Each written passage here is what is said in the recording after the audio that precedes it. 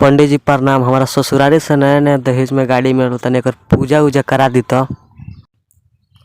आई जजमान दुनू हाथ जोड़ ली, ध्यान धरी।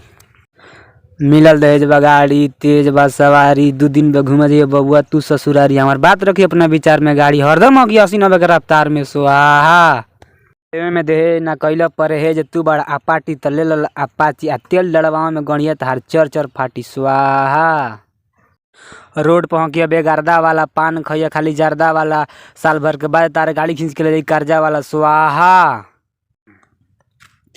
घूमिया घुमैया कमाए जन जइया, जीन्स स्कर्ट झाड़ के निरहुआ पौन दिन खेसारी खानी, रास्ता में गाड़ी पंचर हो जाई मुंह बना लिया कानी खानी। स्वाहा बबुआ तू हबड़ैया मत, गाड़ी धीरे चलैया मत, सांच बात तो से कहतनी आज डुट्टू की हाथ गोड़ मुँह भले चाहे कितनो फूटी। स्वाहा पंडित जी ऐसे पूजा करावत रहे, हमरो 2-4 लाख पावत रहे। प्रणाम।